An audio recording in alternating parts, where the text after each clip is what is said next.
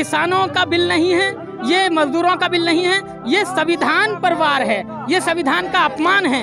क्योंकि संविधान में सभी को आज़ादी मिली हुई है, चाहे वो अपने खेत में कुछ भी बोए, कुछ भी जोते, तोड़ने का काम कर रही है, नौकरियों के अंदर आरक्षण को खत्म करने का काम कर रही है, सब कुछ प्राइवेट करने का काम कर रही है। यही कारण है, जब संविधान का आरक्षण कहाँ मिलता है, गवर्नमेंट नौकरी में मिलता है।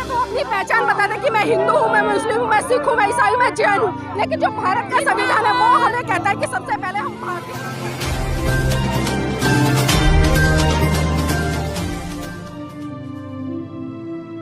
नमस्कार, आज हम दिल्ली के गाजीपुर बॉर्डर पर, और जैसे कि आप देख पा रहे होंगे कि यहाँ पर जो संविधान है उसका एक बहुत सुंदर प्रारूप तैयार किया गया है, और जो बहुजन समाज के लोग हैं वो यहाँ पर इस संविधान को तैयार कर लेकर आए हैं। और उनका कहना है कि इस संविधान को आज वो किसान आंदोलन में एक उपहार के रूप में देंगे। क्योंकि साथियों, हम आपको बता दें, अगर इस देश का कोई भी व्यक्ति इस खुली हवा में सांस ले पाता है तो उसका सीधा सीधा कारण इस भारत देश के संविधान को जाता है। क्योंकि अगर इस देश का संविधान नहीं होता तो आज इतने स्वतंत्र रूप से किसान अपनी आवाज को मुखर रूप से नहीं रख पाते, और जो अपने हक अधिकारों की लड़ाई लड़ रहे हैं शायद वो भी नहीं लड़ पाते। तो हमारे साथ में यहाँ पर बहुत भिक्खु भी आए, उनसे भी जानना चाहेंगे। बंदे जी, जिस तरह का आज आंदोलन है, एक किसान आंदोलन, बहुत भारी संख्या में लोग अलग अलग राज्यों से उमड़ रहे हैं, और आज यहाँ पर जो भारत का संविधान है उसको भी उपहार के रूप में वहाँ पर दिया जाएगा, तो किस तरह से देख रहे हैं? देखिए, भारतीय संविधान का अपना महत्व इसीलिए है कि देश इसकी व्यवस्था से चल रहा है। इसीलिए भारतीय संविधान को हम लोगों ने, हर व्यक्ति ने अंगीकृत तो किया है, पर उनकी भावनाओं को अभी तक नहीं समझा है। अगर ये पढ़ेंगे, किसान लोग भी पढ़ेंगे तो समझ जाएंगे तो संविधान में क्या है, क्योंकि किसानों को आज तक समझने ही नहीं दिया था। क्योंकि और आज सब लोग एक साथ आकर सब जाति व्यवस्था, धर्मनिरपेक्षता के साथ ये संविधान है, और सभी लोग आंदोलन का हिस्सा हैं। इसीलिए ये भारतीय संविधान बड़ा महत्वपूर्ण है और महत्वपूर्ण रहेगा, और किसान भी इसको समझेंगे। किसान विरोधी काला कानून वापस लो। शशि जी, जिस तरह से भारत का संविधान आज आप लोग लेकर जा रहे हैं, तो इसके पीछे उद्देश्य क्या है? देखिए, लोगों को बताने का ये उद्देश्य है कि ये किसानों का बिल नहीं है, ये मजदूरों का बिल नहीं है, ये संविधान पर वार है, ये संविधान का अपमान है। क्योंकि संविधान में सभी को आज़ादी मिली हुई है, चाहे वो अपने खेत में कुछ भी बोए, कुछ भी जोते, खेत उसका है, मालिक वो है, लेकिन सरकार उनसे उनका हक छीन रही है, यानी कि भारतीय संविधान का अपमान हो रहा है। तो मैं सभी को बताना चाहता हूँ कि ये किसी एक व्यक्ति यानी वर्ग, किसान हो, मजदूर हो, व्यापारी हो, उसका अपमान नहीं, ये भारतीय संविधान का अपमान है। तो क्या लगता है, जब से 7 सालों से इस केंद्र की सत्ता पर एक सरकार काबिज है, वो इस संविधान की धज्जियां उड़ा रही है और जितने भी कानून बना रहे हैं गैर संवैधानिक है, तो इस पर क्या कहना है? देखिए, बाबा साहब ने खुद कहा था कि ये संविधान चलाने वाले लोगों पर डिपेंड करता है। अगर चलाने वाले लोग अच्छे हैं तो ये संविधान बहुत अच्छा साबित होगा, अगर इसके चलाने वाले लोग गलत हैं तो संविधान गलत भी साबित हो सकता है। आज वही बात बाबा साहब अम्बेडकर की बात सच हो रही है, इस संविधान का अपमान किया जा रहा है।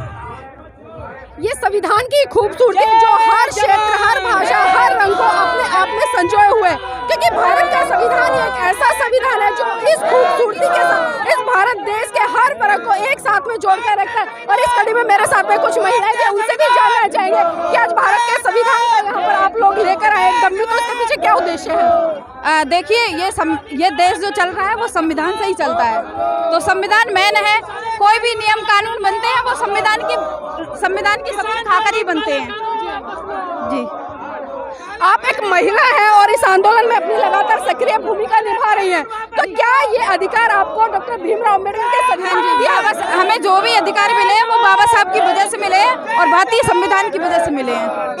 तो देखिए, आज सभी लोगों का मानना है कि जो हक अधिकार आज लोगों को मिले हैं वो भारतीय संविधान के कारण मिले हैं। यहाँ पर युवा भी, हम उनसे भी जानना चाहेंगे कि जो भारत का संविधान है किस तरह से आपको पूर्ण रूप से आज़ादी देता है? नहीं, भारत का जो संविधान है हम सभी को प्रॉपर आज़ादी देता है, लेकिन कुछ लोगों ने कुछ समय से इस संविधान को तोड़ने का और इसको कुचलने का काम किया है। ये भारत का जनता इसको, इस सरकार को बिल्कुल माफ़ नहीं करेगी। जिस प्रकार से इन लोगों ने अपने मन चाहे तरीके से हर जो व्यक्तियों की आज़ादी को कुचलने का काम किया है, इसको पूरा देश देख रहा है, और आने वाले समय में इस सरकार को इसका भुगतान करना पड़ेगा।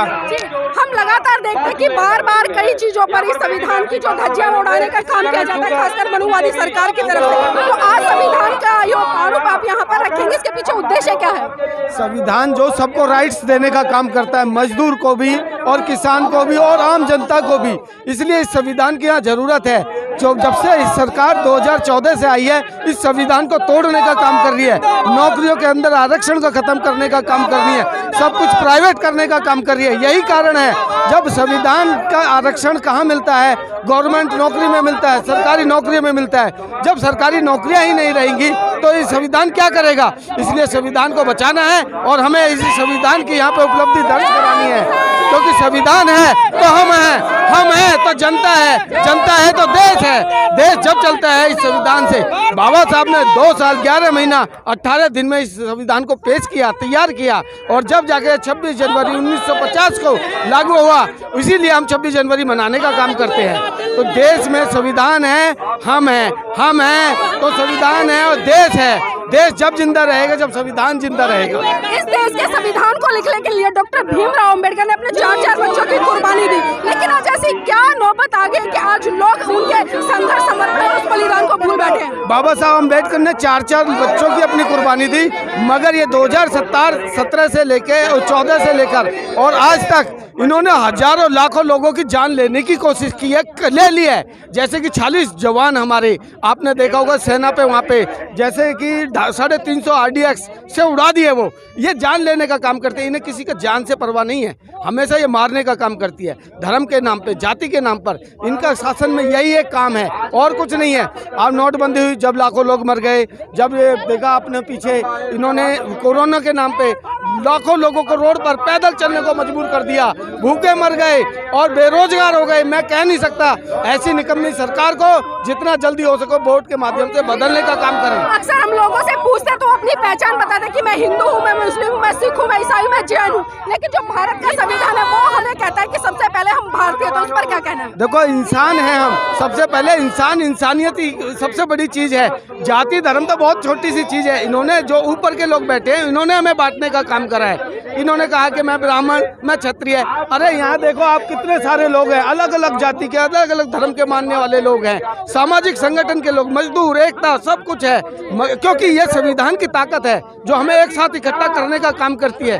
इसलिए हम इस संविधान को यहाँ पेश करने के लिए लाए हैं कि संविधान है तो देश है, नहीं तो कुछ भी नहीं है इस देश के अंदर। तो आज इस संविधान के माध्यम से खासकर इस किसान आंदोलन में किस तरह का रंग भरने का इरादा है? देखो, जब संविधान हमारे सामने रहेगा तो लोगों को अपने राइट्स के बारे में जानकारी रहेगी। 1 मार्च से ये जो कि 12 घंटे की नौकरी का प्रावधान करने जा रहे हैं, संविधान में हमें बाबा साहब ने, देखो जब तक हम पढ़ेंगे नहीं तो हमें पता नहीं चलेगा। बाबा साहब ने हमें 8 घंटे की नौकरी दी और ये लोग क्या कर रहे हैं, दोबारा से आप देख रहे हो निजीकरण के माध्यम से।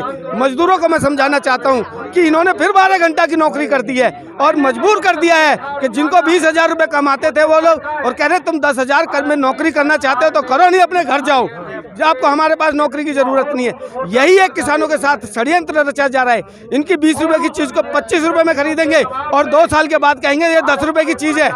जब हमारे पास से बीच के आड़ती हट जाएंगे, बीच के बिचौलिए हट जाएंगे, जिनको हम सामान दे देते हैं, इनके पास बड़े बड़े गोडाउन रहेंगे और आज तो खरीद लेंगे हमसे 25 में, पर ये MSP लिख के क्यों गारंटी में नहीं देते? हमें लिख करके दें मैक्सिमम सेल प्राइस, हमें गारंटी से लिख के दें कि आपका अनाज इस भाव होगा, चावल इस भाव होगा, बाजरा इस भाव होगा। मगर नहीं, ये षड्यंत्र है इनका कि आज हमसे 20 की चीज़ को 22 में, 24 में खरीद लेंगे। अब आप देखिए, अगर रेल में आदमी बैठता है तो सबसे पहले किराया लेता है ना? जहाज में बैठता है तो पहले पैसे देता है, ये है कि नहीं है? मगर ये हमारे गन्ने को आज लेता है और 0 पेमेंट की बिल दे देता है, 6 महीने बाद भी पेमेंट नहीं आती। ये भी नहीं बता रहे क्या भाव ले रहे हैं। सबसे बड़ा षड्यंत्र है इनका। तो आपको क्या लगता है कि जिस तरह की गतिविधियां सरकार की तरफ से हो रही है लगातार, चाहे कानूनों को लेकर या किसी भी आरक्षण को लेकर या किसी भी तरह को, तो क्या ये सरकार एक बार फिर से इस देश में मनुवाद स्थापित करना चाहती है? हिंदूवादी व्यवस्था को स्थापित करना चाहते हैं। ये चाहते कि ना यहाँ कोई सिख रहे, ना कोई यहाँ मुस्लिम रहे, ना कोई दलित रहे, ना OBC रहे। ये कहते हैं कि खाली जो हिंदू बन के रहेगा वो इस देश में रहेगा। अब हिंदू की क्या पहचान है हमारी तो आज तक समझ में नहीं आई। लेकिन भारत का संविधान तो हर व्यक्ति को, हर धर्म को पूर्ण रूप से रहने की आजादी देता है। हमारे इस संविधान के पीछे की तरफ कुछ लिखा हुआ है, अगर आदमी उसको पढ़ ले और उसी के आधार पर चल जाए तो सब कुछ देखने को मिलेगा। इसलिए हम इस संविधान को, जब अगर इंसान संविधान को पढ़ेगा तो आगे बढ़ेगा। बाबा साहब ने कहा था शेरनी का दूध वो है जो शिक्षा शेरनी का दूध बताया था, वही धारेगा। तो मैं ये चाहता हूँ कि जो पढ़ेगा वही धारेगा।